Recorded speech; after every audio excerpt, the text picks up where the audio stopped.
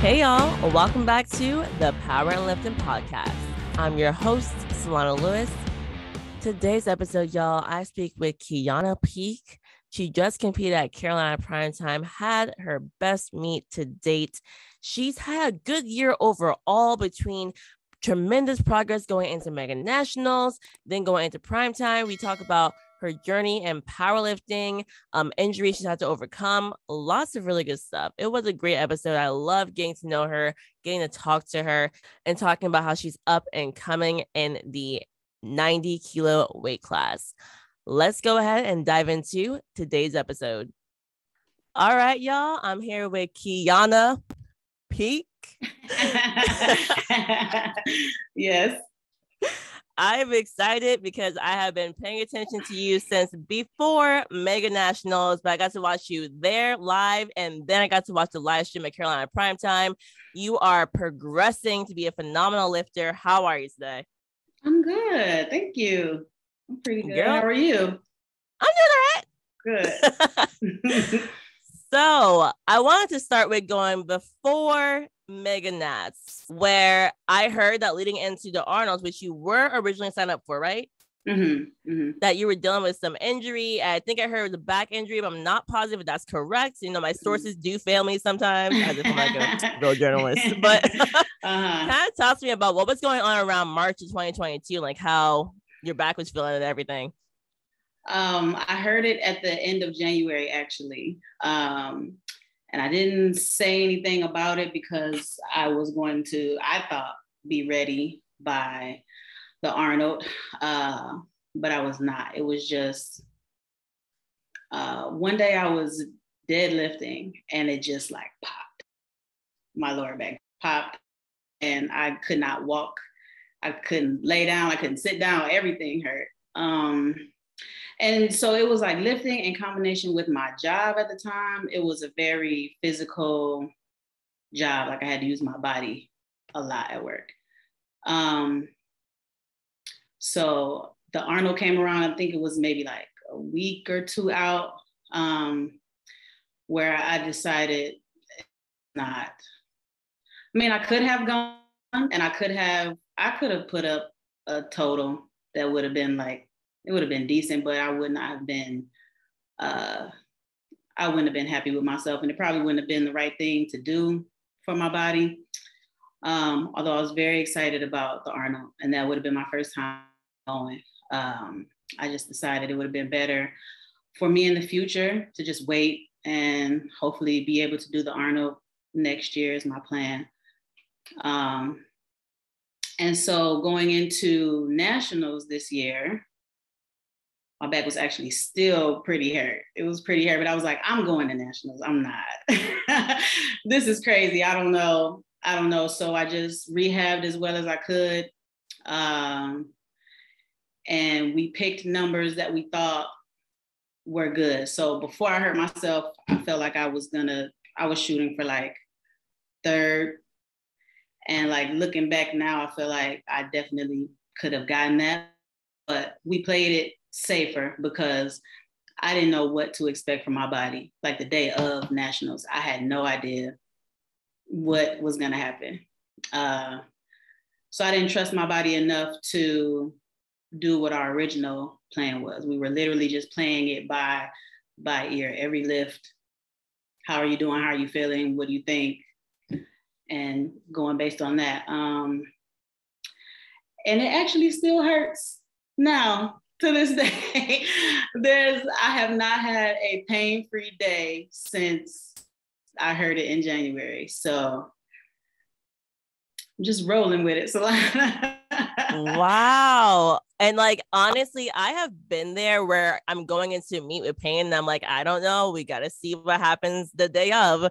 So I know it's very difficult mentally. What were you kind of like doing when you heard it? You said it was deadlifting, but like, that in conjunction with the job. So what was the job you were working that was like physically demanding back in January? So I was working at a place called Stretch Lab, where I was actually like manually stretching people. So they would just come in and lay on a table. And then I had to like lift their bodies like And so it was causing a lot of like twisting and like unnatural positioning of my body and like holding. And so it took a toll for sure, especially on Saturdays. Like Saturdays is always my heavy deadlift day. And I would work that job Saturday morning until maybe like 2 o'clock. I would come home, eat something, take a nap, wake up and try to deadlift. And there was a period where it was like 4 Saturdays back to back where I would re-injure myself. So it was I had to quit. I told Devin, I said, I'm not going back. I'm just not. And we'll figure it out from there. I don't know. And that's definitely a hard decision to make because, like, obviously it's like, that's your job. But at the end of the day, if you really love powerlifting and you know it's like completely making your training trash, yes, you have to choose. And it was so ironic because I'm using my body to make their bodies feel better. Meanwhile, I am jacking myself up like bad. And there was nobody to help me, right? Like, so. You're like, where's my stretch? Crickets. Correct. Correct. So Stretch Labs, I know it came in Jersey because that's where I live, like a few years ago. I remember a client was passing by it and they were like, should I go there? And I was like, I'm not going to lie. I think it's awesome to have a place that just stretches you. So don't get offended. Is it BS? Like, is it BS to just stretch somebody manually, like over like a massage versus that, or like even like versus fascial stretch therapy, which I've actually had a few times? I'm like, that feels so different and good to me. I feel like just manual stretching wouldn't get you very far. That's totally an opinion, not based off science. So, so that's a good question. I would say from my experience, a few times, like after meets specifically, I would get a massage and I would get a stretch, and the stretch was more beneficial than the massage was. Have you ever been stretched? So fascial stretch therapy, I've had that 5 or 6 times, loved it. Only manual stretching I've had was like friends who are PTs, and I had definitely have like some bad experiences where like they try to go a little too far and they be forgetting like I'm not a flexible person. So then I just started to hate it. So if the person knows what they're doing, it definitely can be beneficial. So I've had some bad ones too, right? Like, I mean, there are, with anything, there are people who are better than others at things. So if you have someone who knows what they're doing, it's definitely beneficial for sure. Yeah. So do you have to get like a certification or get qualified to stretch, or just having a personal training certificate gets you in the door? So that gets you in the door, but then there is a training program that you have to go through and complete to be able to do it. There we go. See, that was the lacking part on my counterpart side. I'm like, that's probably what happened. Yeah. Okay, interesting. Okay, so you were working that job, you end up letting it go. You were dealing with some back pain, still are. So then how have you worked around that? Like, you had a really good meet, even just at Mega National. So how did you work around the back pain and deadlifts? I was doing everything. I was doing acupuncture weekly. I was getting stretch weekly. I was doing massages weekly. I was going to the chiropractor. I had never been to the chiropractor before. So since I hurt myself, I've been going to the chiropractor. I was soaking and I was just treating myself like I was just always in like recovery mode. And just, so now it's kind of like getting to know my body even with the injury. So like even if I am hurting, I kind of know, what I'm still able to do, what I'm not able to do, and what I need to do to fix it, enough to do what I need to do. So just learning my body and learning to trust my body again. Like I said, for Mega Nationals, I'm pretty sure I had a panic attack. I think I did. In the warm-up room, like my heart was just beating so fast and my throat was dry no matter what I did, no matter what I drank. I just because I was just like, Lord, just get me through this without me blowing my back out there. That was my only goal. Like, do not die in public. So I don't know. We just been rolling. Yeah. And I mean, you got through it. You ended up with a 1207 total, which was a big jump from your total from 2021 Mega Nats or Nationals, Raw Nationals, which was the last meet you had done before that. So to make that kind of progress while dealing with pain is pretty significant. I don't post a lot, but I was hitting some crazy stuff in the gym, and I was like, I'm not posting none of this because this is gonna be, when I get to the Arnold, I'm showing out. When I get to the Nationals, I'm showing out. And that's where we were headed. And then my back, I was like, wow. It was very sad. So that jump that I made, like we were already headed, but I am glad that I was still able to put up those numbers because, like I said, I didn't know what was going to happen out there. So can you tell us now what was the heaviest of each lift you hit going into Mega Nats? Oh, I do not remember. That's a good question. Oh, wow. I really don't remember. It was more so reps. Like we don't really do singles a lot, which is part of the reason why I don't post as much, because I'm like, who wants to see reps? Really? So it was more so like heavy reps that were like really good, more so than singles. So I always like to get insight on other lifters and what they're doing because it just fascinates me. So at what point in prep do you typically start doing singles? Like how many weeks out?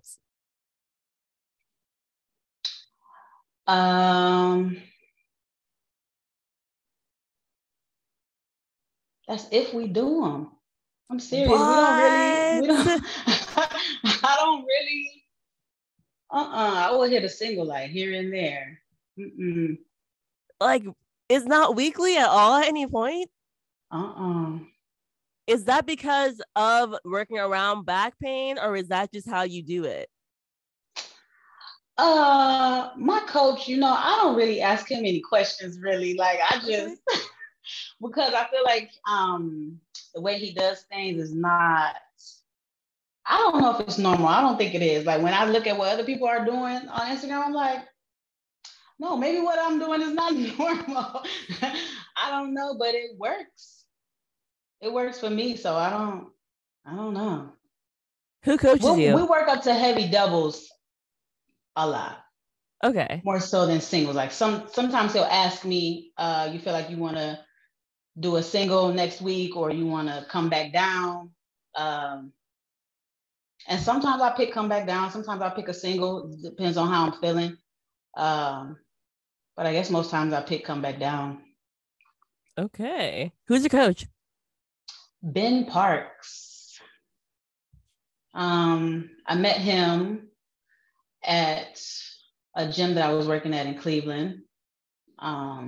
He was just one of my coworkers there. And he saw me lifting and he asked me, do I power lift? I said, no, what is that? I don't know what that is. And so he told me that he, would put a program together for me and there was a meet coming up and he asked me if I wanted to do it. So I said, sure. And that's how we came to be. It was a wrap. That was 2018? That was 2018, yep. Yeah, okay. I see. That's when you did your first meet ever was 2018, April 14th, Battle of the Great Lakes. USPA. Yeah, that was USPA. I started USPA, yeah. Oh, what made you switch over? I think he made me switch over. I think because I had never powerlifted before. Like I said, 2018 was the first time I had ever heard of powerlifting. So he said, well, we'll start you in USPA. I said, okay. So then those USPA meets were fun, like crazy meets. Crazy things happen at those USPA meets.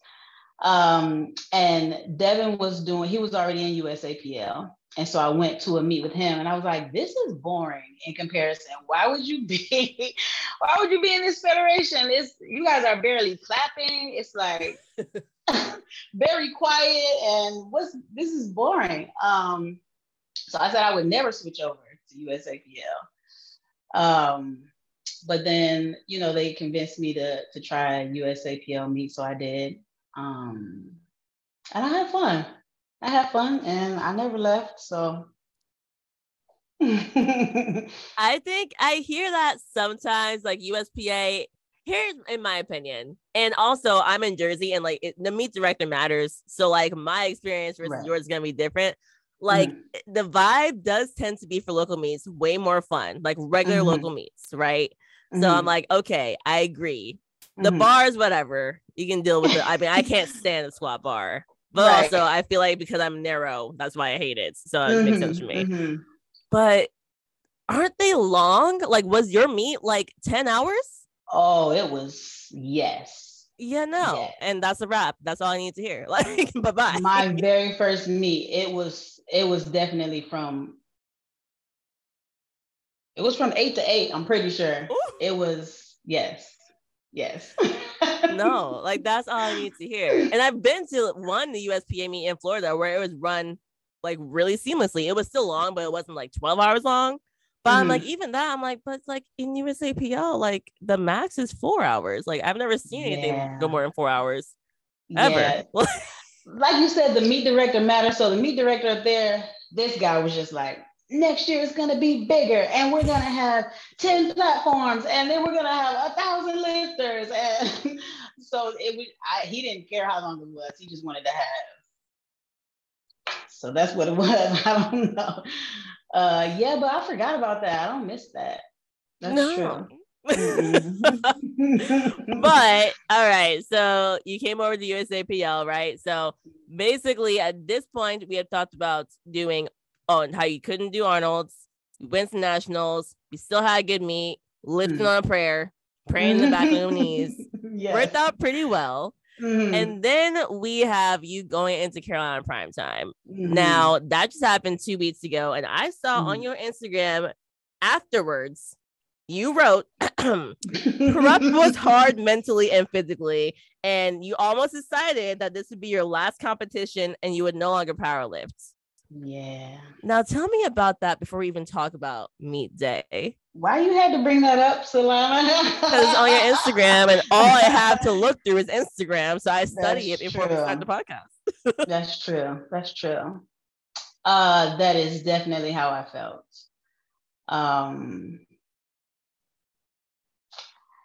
It was very hard because when there's something that you love, right, but it's making you feel like it don't love you back.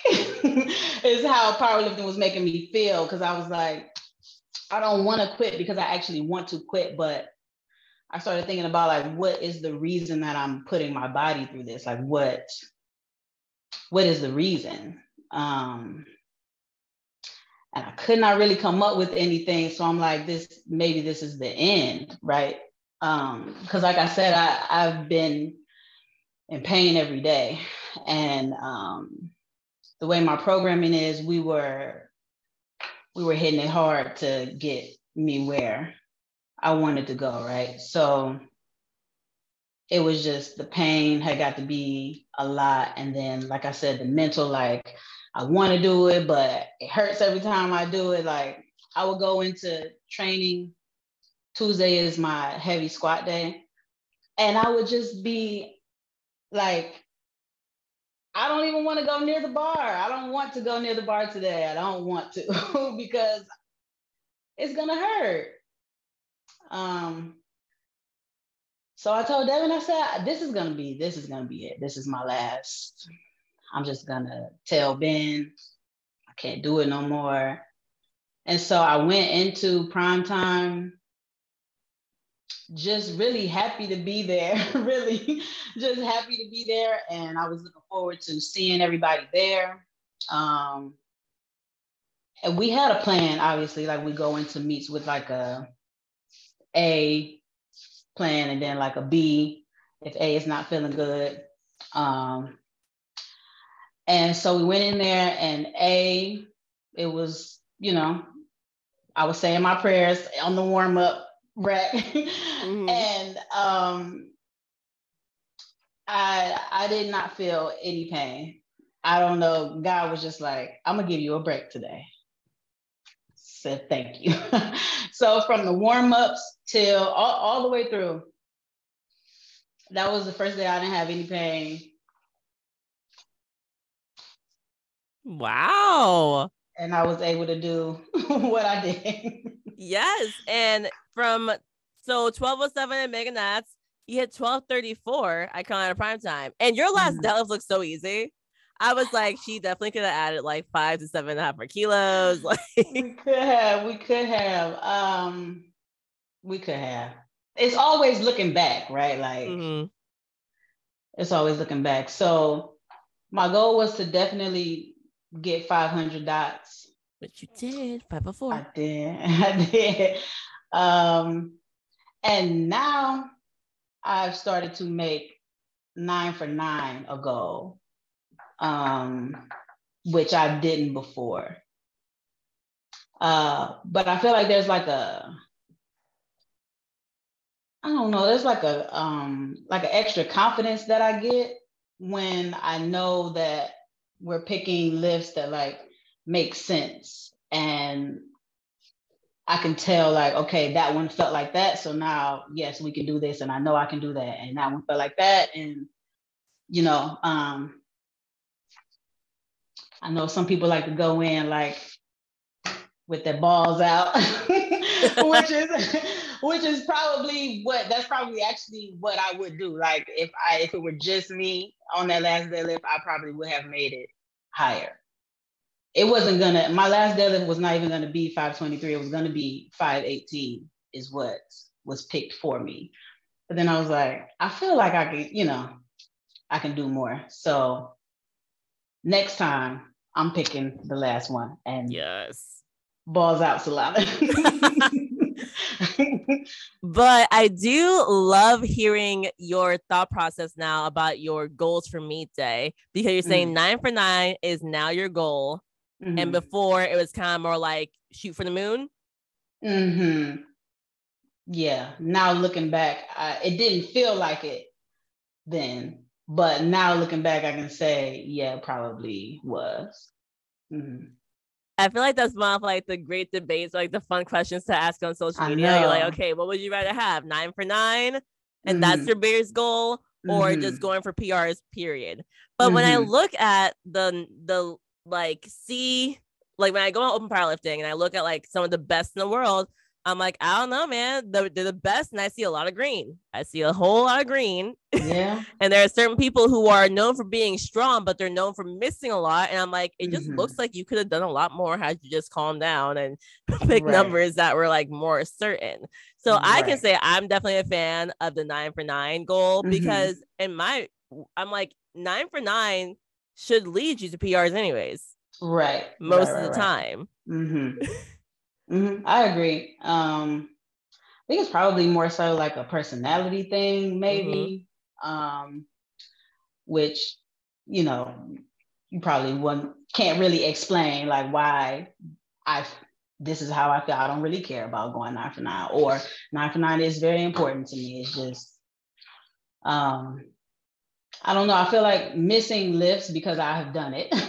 I have missed lifts on the platform. It just takes extra energy away. And for me, it leaves me with like a negative,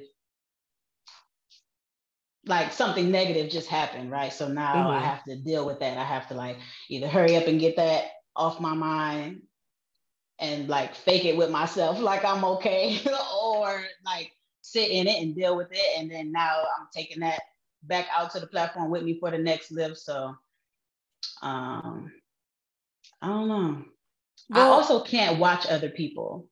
Like I keep my eyes closed most of the meet when I'm not out there. I don't want to see anybody miss or make anything. I can't watch it.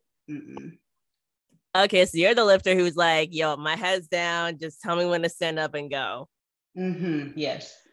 I try to be that way. I can't. I'm like glued to the screen. I'm glued. Really? I'm like, I just need to see how everybody's doing. Oh, no. My coach is like, sit down. I'm like, you sit down. Like, No.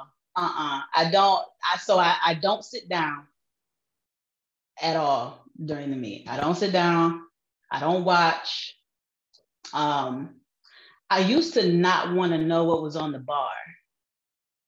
I used to didn't want to know what my attempts were at all. Just put it on there and I'll go.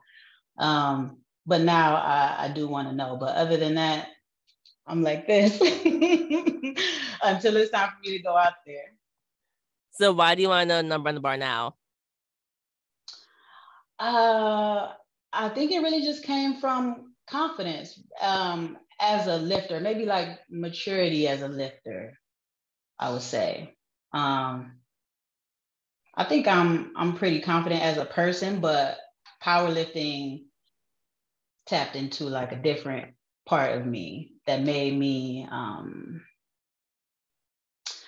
have to try harder at something than I wanted to try. Right. So like I'm doing this for the goals that I set, but it's making me try hard and I don't like that. So. And yeah, I mean, also just from hearing you, like, you're like, okay, I want to know the number of the bar too, because I want to like push a little bit harder. So you get more control over that too. For me, same thing. I tried to be the person with didn't know the number. I'm like, no. I'm like, Brad, tell me the number right now. Like, what are you putting? That's funny. I cannot. I'm like, wait, what do you mean I don't know? I'm the one who has to lift it. What do you mean? Are you gonna go lift it? Tell me now. Are any of your lifts at meets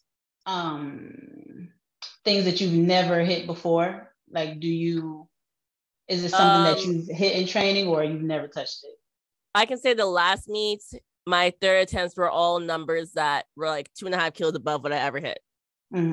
So, but for the most parts, over the years, it's definitely been something I've hit before, but that's mostly because my deadlift was just going downhill for a long time. So like we kept having to put the number lower than we wanted on meet day. Therefore, it's the number I hit before. Okay. Yeah. But so what is next then? So now it seems like we decided, hey, it's not the end of the road for Kieonna Peake. Yeah. It's not. I don't think so. No. Do you have an idea? I do want to do the Arnold if I'm able. I don't really know all the rules for Pro Series and Arnold and all of that. So if there's an event there that I'm able to do, that would be my next one.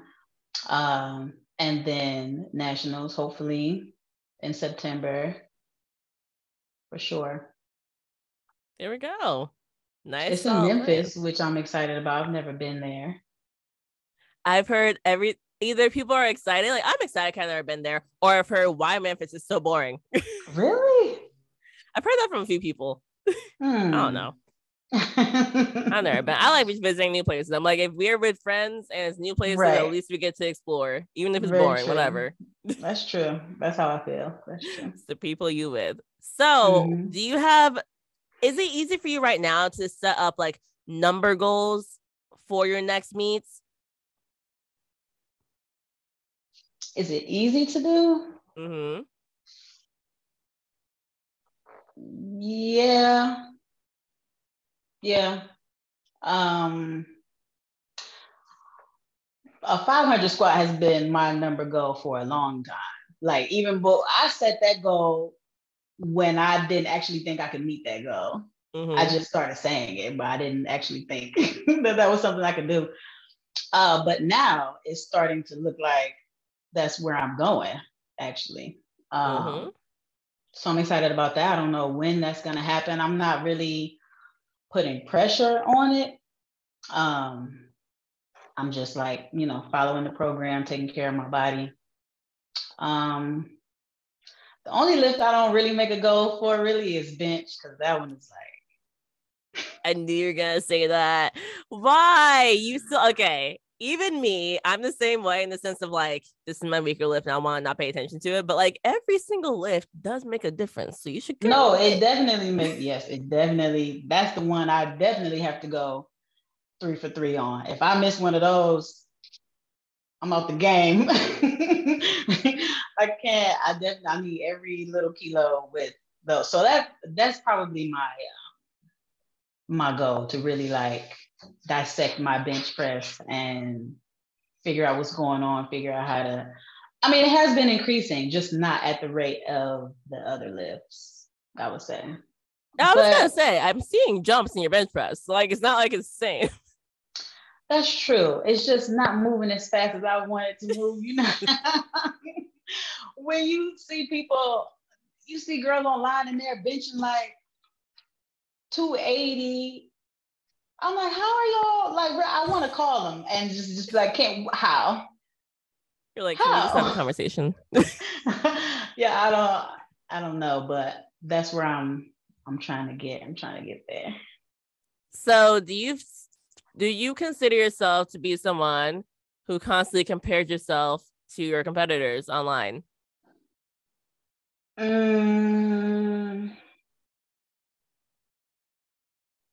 Constantly compares. No.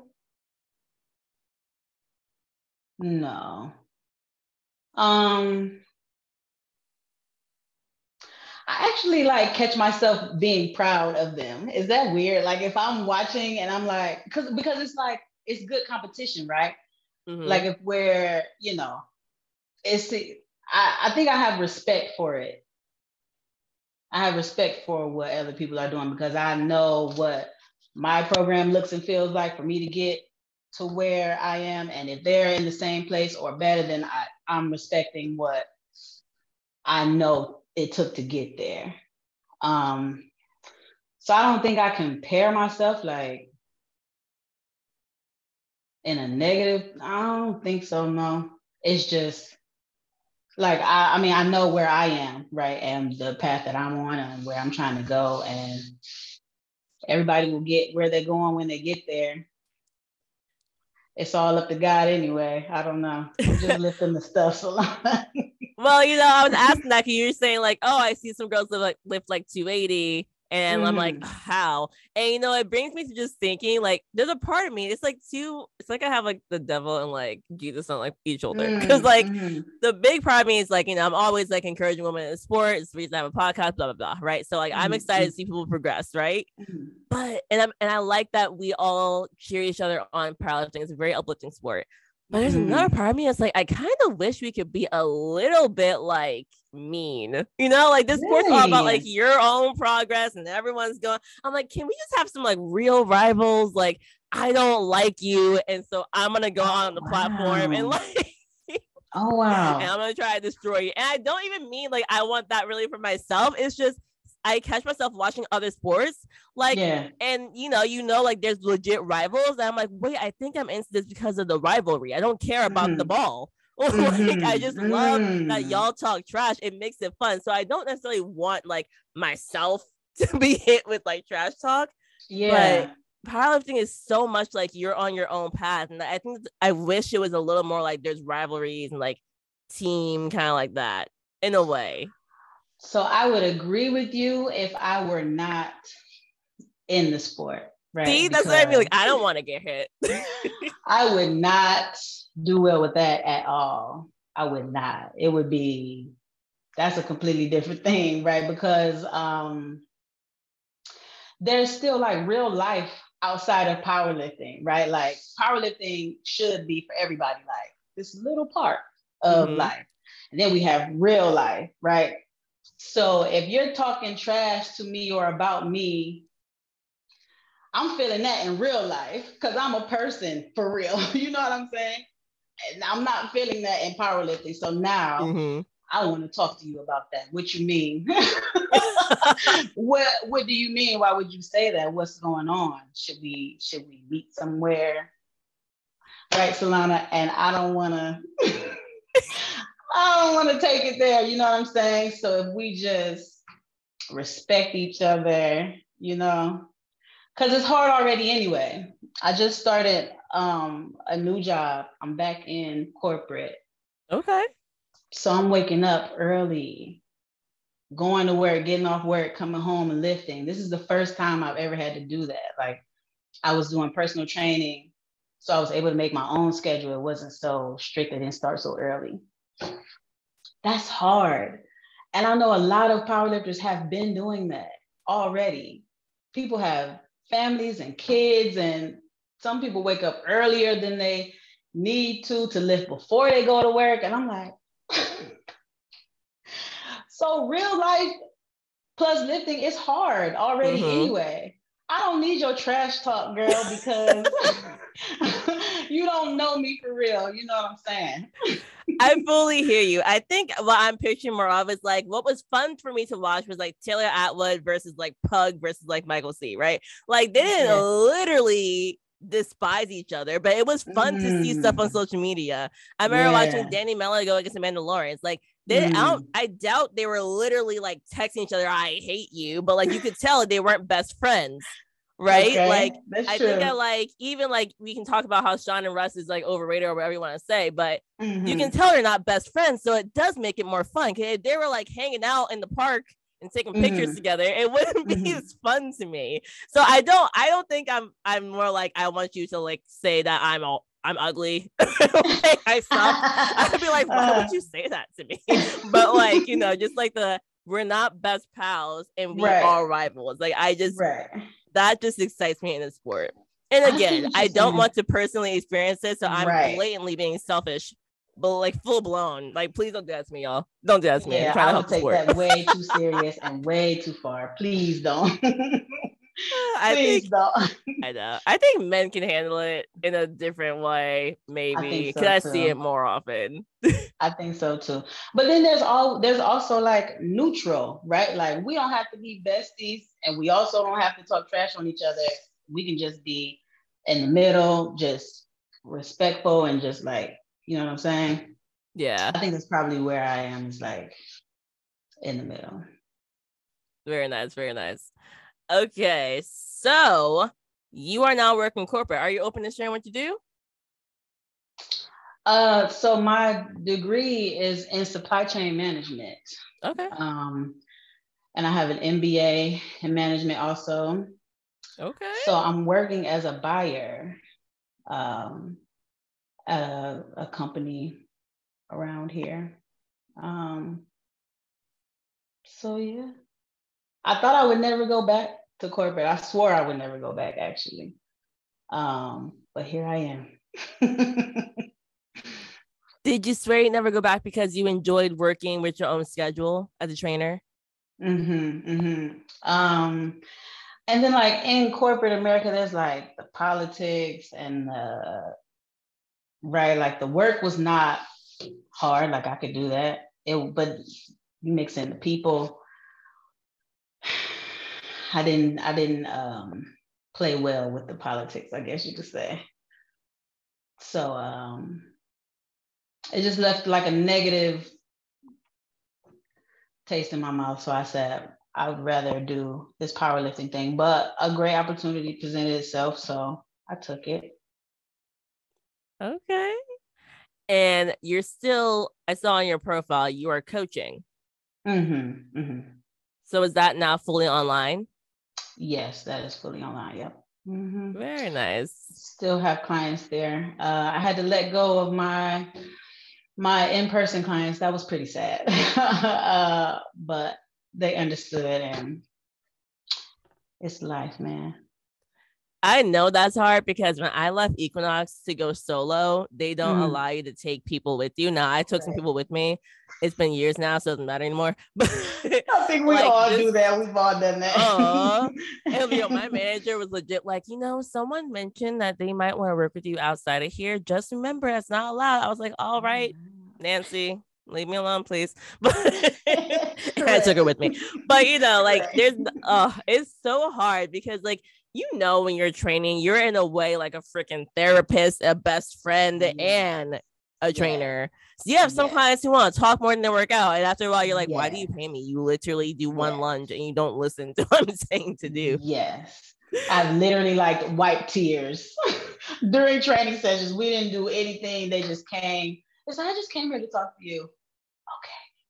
Okay. What do you want to talk about? I know too much about a lot of people, for sure.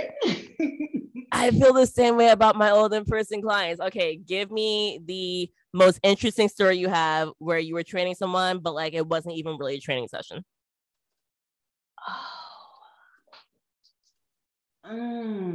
Okay. Actually have had two clients who were lawyers. And one is a criminal defense lawyer. So he would tell me about his clients, like the people that he was representing. Wow. Monsters. I don't even know if I can really say, but like actual like criminals, like how can you even represent these people? And lawyers, they know that their client is guilty, but he actually is his job to like come up with a way to get these people off. And that's crazy, like killers. And that was his job. So that is definitely hard. I think for me, my weirdest story, I pray to the Lord said person never hears this podcast. We're gonna call her Megan. Really random name. Her name is not Megan. Okay. Megan comes in. No, wait. So how I got Megan. Megan walks in to the gym. She's like crying, hysterically bawling her eyes out. I need a trainer right now, like yelling it. I need a trainer right now. And I was the floor trainer at the time, because Equinox has floor trainer is the person who like basically helps people out just for a few hours on the floor, but you're not training anybody. So I'm like, oh, like I'm a trainer. How can I help you? She's like, I want a trainer right now. I want to just buy sessions. Let's do it. So we get into like, it's called an Equifit, where you just toss the person as an assessment, whatever. And they're telling me all about everything that happened. They just got cheated on by their husband from somebody who she knew, and it was a whole devastating thing. And she was like, I want to change my life. I want to train, I want to get my revenge body. I'm like, okay, cool. But like, swipe the card, boom. Right. Fast forward like a week later, she comes in again, distraught mess, right? Distraught mess. And I'm like, okay, we're gonna just talk. Right. But I'm like, she doesn't look like, she looks like she's acting really funny. She's like, I'm so drunk right now. I'm like, it's 3 p.m. and you drove here. I'm like, Megan. I have had someone come to me drunk before also. I've had that. Yep. And the session was literally like battle ropes so she can slam something, medicine balls so she could hit something, sled push so she could feel strong, tire flips, like that. It was just like, let's get out our aggression. But as she is stumbling and doing it, and I was like, all right, this is what we do now. Got it. And I felt very uncomfortable saying have a nice day. I was like, well, I have to keep working, so I can't drive you home, Megan. So that's I guess I will send my drunk client to drive home now. I don't know what else to do for you. I mean, well, she drove there, so she probably made it okay. That's sad. You had somebody come drunk too? Yes, I have had someone come drunk too. Yes. What time was it? It was the middle of the day also. Nope. She had just came from brunch. and had mimosas and whatever else she wanted to do. Just came from brunch, and one eyelash was not on good. It was oh no. It was bad. Yeah. All right. Yeah. So I do want to ask you, who is your biggest powerlifting inspiration?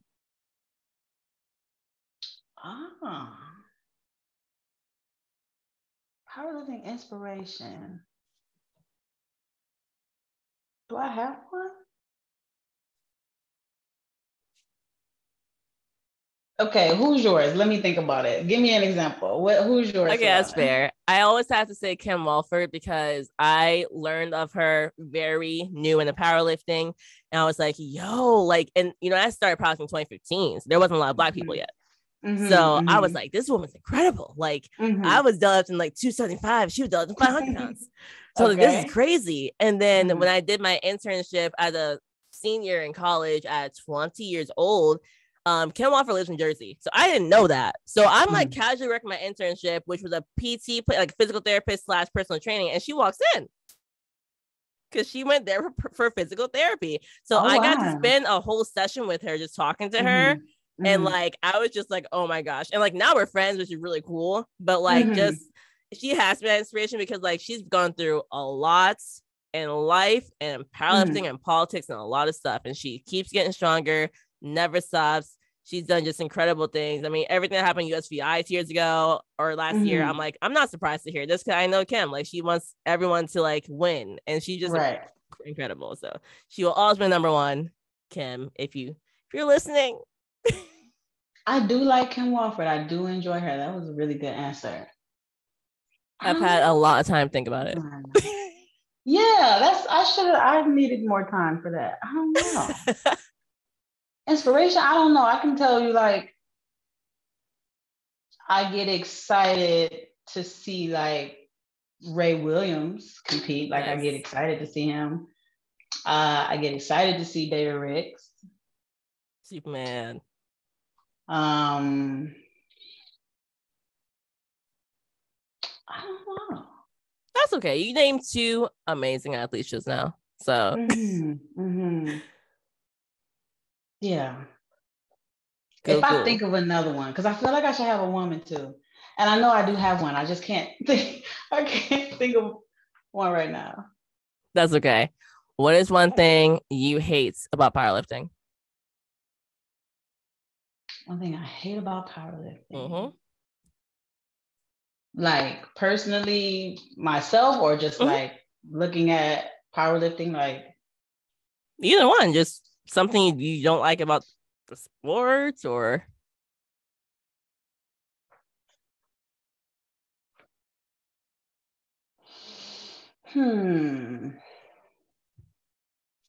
I think it's something that I do like about it, and then I don't like about it. Like it's the same thing. Okay. Probably how competitive it is. But that doesn't make sense, right? Like it's competitive. I actually do like how competitive it is, but I think I don't like when it goes like negative, right? Because it can be competitive without being negative, I guess. You have like an example? Because I am kind of confused. Really? Yeah, like I mean, I love competition. So when you say competitive in a negative way, I'm like, what do you mean? Like, so did someone send that DM saying you ugly? Is that what happened? No. Solana, I don't know how to explain it. I guess it kind of goes back to like the respect thing that I was kind of talking about earlier. Negative in that way, I guess. Okay. Because we can compare people, we can talk about people or whatever, without it being negative. I don't know. I don't really like that. Okay, I feel you. Yeah. I just want the audience to know real quick, in case you got the wrong idea from what I said. I did not mean I want anyone to bash each other. All I meant was to see competition where there's rivalries and they're not best friends is fun. That's all I meant. Yes, Right, audience? I agree with you. I agree with you. Hopefully they don't misunderstand anything we They're like, said. Solana actually hates women in powerlifting. I'm like, No, great. no. Oh, No. all right. Last question for you. Mm. How excited are you to be engaged? I am excited. What's today? It's the 26th of 26th. October. We are a year and 2 days away. We Oh, picked a there's a date. date. Mm-hmm. Yay. October 28th next year. We originally picked September. We originally picked the same weekend as Nationals, actually. Oh, there you So go. then And then it got moved. it got moved to a random day in October that the venue had available. So Everyone who you're friends with in powerlifting can go now. That's true. That is what they said. And if it was right before the meet, that would be horrible. So we actually talked about it at Cody and Elise's wedding, is when we told everybody, oh, we picked a day. And they were like, that's the same weekend as Nationals. We were like, oh, awkward. Guess we'll move it then. You're like, just kidding. TBD. Yeah. So that's when it is. I'm very excited. Wedding planning is stressful, not fun, really. But I think we're doing okay. I have a dress. Oh, right. Okay. It came in. Going to get that this week. So that's exciting. That is exciting. Do you want like a big wedding? Are you trying to do it up? Solana, I tried to get married in Vegas like when Kay did. I'm serious. Oh my God, that was so funny. I said, can we please just get married here? Please, we're already here. Look at it. We're going to one. Can we just? He was not having it, no. He wants to have a big wedding. He's an only child, and so he wants to have a wedding, so we're having a wedding. Okay. I'm similar to you.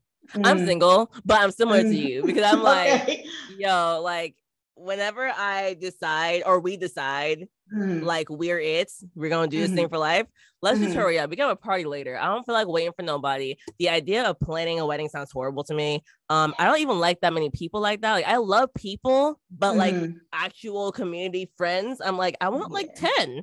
Like it's only like 10 people on this earth that I really want. The rest of them are like acquaintancies. Like just because you know the name of the podcast don't mean you coming. You know, like, that's how I feel. That's how I feel. Solana, can you look at this? My mother got me this book, and oh my God, the best of wedding. So thick. It has so many things. Oh my Lord. Are you only child? No, I have a sister. Okay. Did she get the book too, or? She did get the book. She did. Right. I guess your mom's excited about the wedding too. Okay. Oh my God. Yes. Well, when that day comes, I'm sure it'll be a good one in 367 days. Yes. 52 weeks out. Oh my gosh. But Kieonna, it was really fun talking to you. Thank you so much for joining me on today's episode. Thank you for asking me. Thank you for having me. Of course, girl. And y'all, we'll catch you next time on the Power and Lifting Podcast. Yes. Guys, thank you so much for listening. Don't forget, please subscribe to the podcast. Please leave a review and a rating. Please make sure you share it with a friend.